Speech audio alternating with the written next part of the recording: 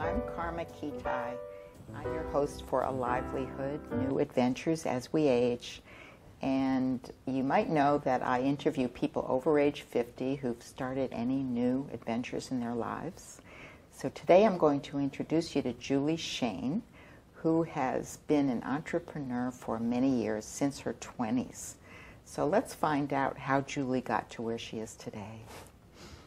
And welcome, Julie. Thank you, Kamra. Thank you for having me. Good to have you here. Yes, so we want to know about how you got to where you are. And I know you've told me that you just always had an entrepreneurial spirit, right? This is true. Yeah.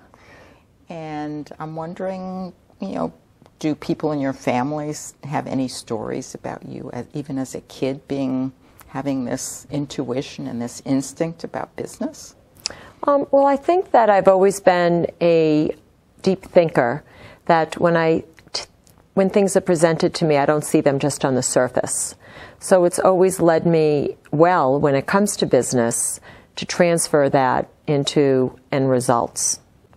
Okay, well, let's talk a little bit about how you got involved in your first business. Well, I was working in my early 20s at an organization and not feeling very satisfied. So I had an idea. It was simply an idea I had around my parents' kitchen table to become a clearinghouse during the economic downturn in the early 90s, late 80s, when there was a consortium of foreclosed properties happening across the states. Mm-hmm. And what I was witnessing when the Heartfelt measure is that hardworking people were being left in harm's way with nobody to be an advocate. So what I did is I partnered with the quasi-governmental agencies as well as the top lenders in the world, becoming a single source solution. I was fortunate that it worked, my idea worked, and I put a team together nationally and grew the business, and we did it was fun. So what's the next business that you started? We had a couple companies since then. One of the companies was Care Masters that I started, and that was during the time when I had children, and I was recognizing the need for loving, caring individuals to help new moms all the way from cradle to end of life for the elderly. And I met a lovely woman from Trinidad who was my baby nurse, actually. And we went into business together to provide loving care from cradle to end-of-life needs. And that was quite an exciting adventure because it felt good to bring people together knowing that they could feel secure in their loved ones being cared for. Okay. Should we fast forward to what you're doing now? Sure. So what I do now is Causes International. I founded a few years ago. And I founded Causes International when I became aware of a report that in 2008 in the United States, there was over 3 million tons of electronics discarded, with less than 14% being properly recycled. And the EPA recently reported that in 2012, we've gone from 3.16 million tons to 9.4 million tons. And when I started researching what that really meant, it was quite devastating. We're currently exporting over 80% of our waste to developing countries such as Asia, Africa, and India. It's devastating of the global impact that's being done to the environment and humanity because there are no mechanisms in place for the safe destruction of these electronics that are highly toxic. So what happens is that the toxins pollute the air, the soil.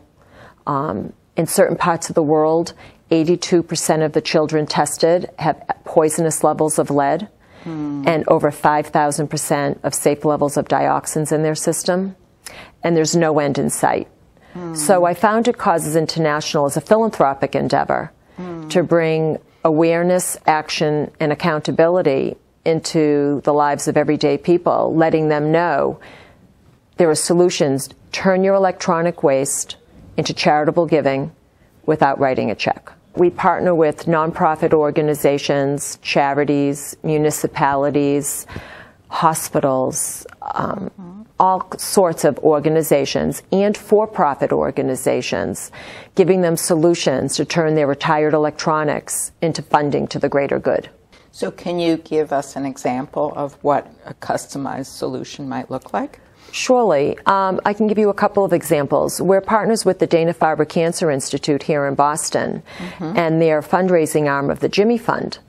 So we've worked out a consortium of opportunities with them, everything from holding quarterly collection events for the doctors, nurses, and families at the Dana-Farber Cancer Institute. They get to bring their devices to work and know that they're properly disposed of. We have the highest level of audited Department of Defense data security and destruction and environmental stewardship worldwide.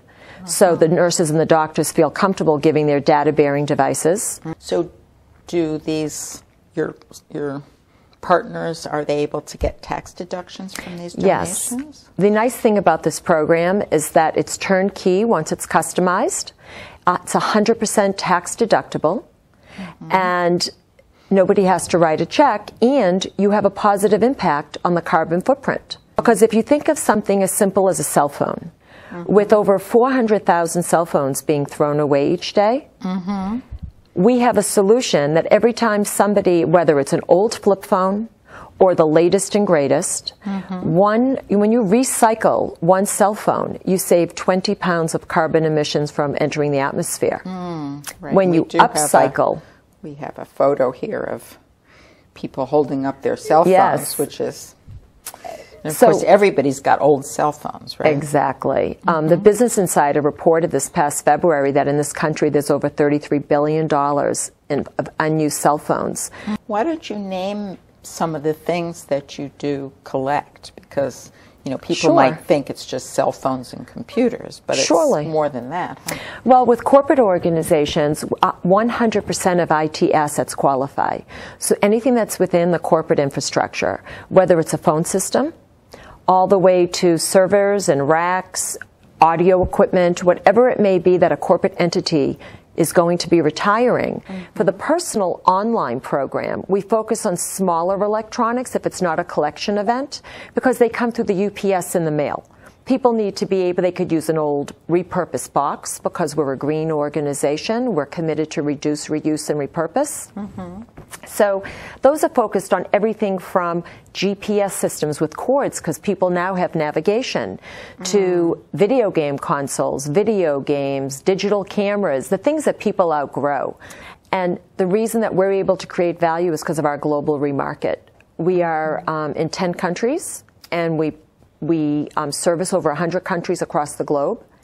And we have a global remarketing strategy that when there's no secondary market value in the United States, we are able to package and palletize into markets across the globe that have a high demand for retired devices. So the way we create incremental funding is, if you think about it in the lowest common denominator, we have programs with organizations that their goal is to get 1 million devices donated to their cause. So in the lowest common denominator, when you think if you get 1 million broken flip phones, okay, that turns into $500,000 in charitable giving. And we're actually launching a really exciting program this coming May that for every million cell phones that are donated, we will be, everybody gets entered to win. And the winner that gets chosen gets $25,000 as a thank you. And the charity that they donated to gets a matching $25,000. So let's talk a little bit about what your knowledge about what does happen when devices like this are, you know, gotten rid of in other countries, I guess, and what havoc is wreaked by those. Yes, it's quite devastating. What's happening is there are burn houses that are set up that in the open elements, you can see there's a child. I have a picture in here of children playing in their yard with death all around them, with the black smoke filled with cancer-causing toxins. Because so what's burning there in that picture? Electronics, to get the precious metals. So what happens is they use pure nitric and hydrochloric acid to get the tiny precious metals. And we have a picture also of a young boy in Africa, you said, just surrounded by piles of trash, huh? Yes. Which probably will be burned at some point. It's lined up to be burned. It's quite devastating. Yeah. So what do you do to raise awareness? Well, we have all different types of educational platforms, from, like I said, K through collegiate. We have an apps department. We have environmental apps. We have core curriculum worksheets. We bring educational platforms to our nonprofit partners so they can share it with their spheres of influence.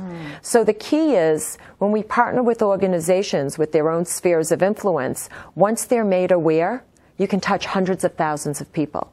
Okay, well, I want to maybe put this picture up again of just the image, your logo, I guess it is, right, of Causes. And I'm sure you would want to encourage people to consider next time they find a bunch of junk in their in their house and wonder what to do with it, that now they know. They should donate it.